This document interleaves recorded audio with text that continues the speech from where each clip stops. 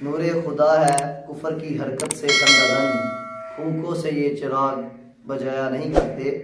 फ़ज़ाए बदर पैदा कर फरिश्ते तेरी नुसरत को उतर सकते हैं गितार अंदर की तार।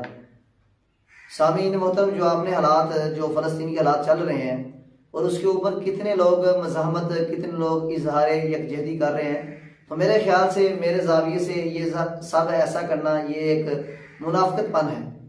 चूँकि इजहार हर वक्त, हर दफ़ा जब भी कोई मुसीबत मुसलमानों पर आती है तो 200-400 आदमी इकट्ठा करके इजहार यकजहती करने के बाद इंसान घरों में चले जाते हैं। ऐसे कभी तब्दीली नहीं आएगी। वो यहूद नसारा जिनको आप ये हमारी हुकूमतें दोस्त बनाती हैं, ये तो अल्लाह के दोस्त नहीं बने। इन्होंने तो जालिमों ने, ये गासिब, ये डाकू, ये लुटेरे, इन्होंने तो अल्लाह के ऊपर भी कीचड़ उठाना। इन्होंने कहा कि वकालत यहूद यदुल्ल मगलूला, अल्लाह के हाथ तो बांधे हुए ना उस बिल्ला। फिर इन्होंने क्या क्या गुल नहीं खिलाई, मूसा नबी को इन्होंने नहीं छोड़ा, हत्ता कि इनकी अपनी किताब उनको तहरीफ कर दिया। फिर उसके बाद इन्होंने प्यारे पैगंबर अलैहिस्सलाम के साथ कौन सी जो है इन्होंने शैतानी हरकत नहीं की, सहाबा को शहीद करवाया, नबियों को शहीद करवाया, हत्ता कि यूसुफ अलैहिस्सलाम को भी इन्होंने कुएं में जो है वो फेंकने पर जो है इन्होंने ये इतनी घिनौनी हरकत की। तो इनको आप दोस्त नहीं बना सकते।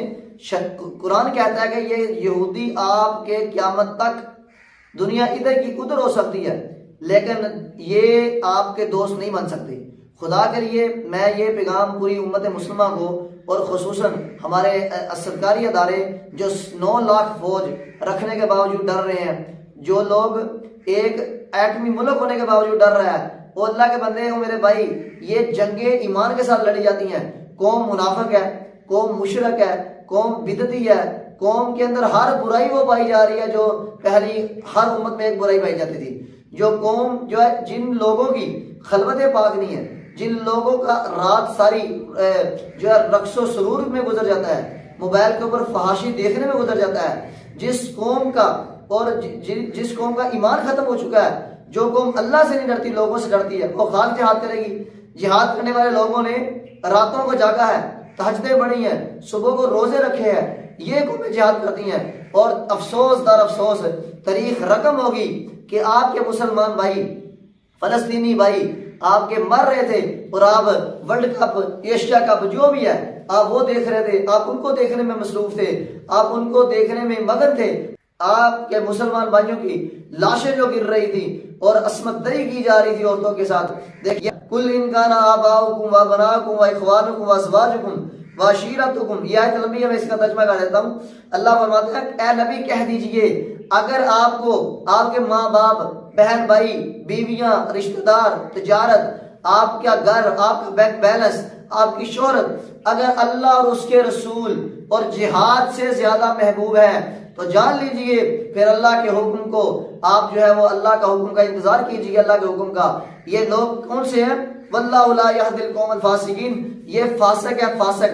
तुम और हम फासिक हैं क्योंकि हमने जिहाद के ऊपर अपने माँ बाप को तरजीह दी, जिहाद के ऊपर अपनी बैंक बैलेंस को तरजीह दी, जिहाद के ऊपर आप लोगों ने दुनिया को तरजीह दी। अल्लाह कहता है कि मेरा अमर आ जाए। और आप अलैहिस्सलाम ने, बड़ी प्यारी हदीस है, आपने फरमाया था कि जब लोग जिहाद को छोड़ देंगे, अपनी खेती बाड़ी पर खुश हो जाएंगे, बैलों की दुम्बों को पकड़ लेंगे, अल्लाह इनके ऊपर जिल्लत मसलत कर देगा।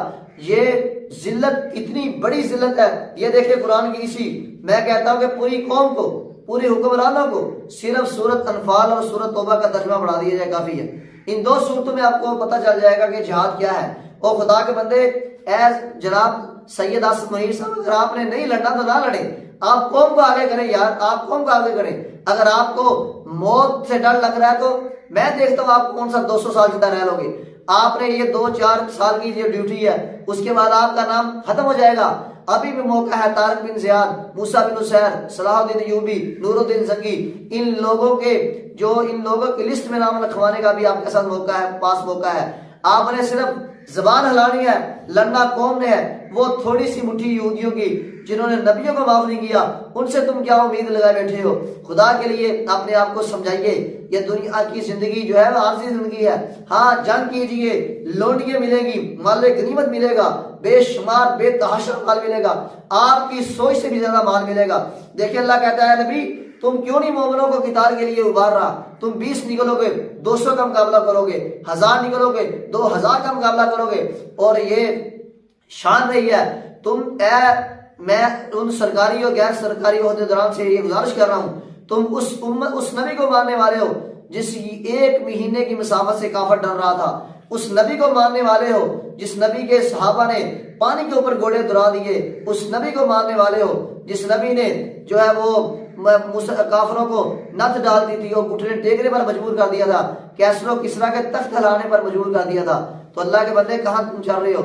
मुसलमान रो रहे हैं और जिंदा लाश जो है वो मुसलमानों के साथ जुल्म हो रहा है। तुम एटमी पावर होने के बावजूद तुम जब हिजरे बने बड़े हो, तुम मौत से डरते हो। जंगें जो है ईमान से लड़ी जाती हैं। ये बंद करो, ये मसम्मत बंद करो, ये इजहार जगजदी, ये मुनाफिकत गुनाह है। आज निकलना है तो सारी कौम निकले, सारी कौम निकले।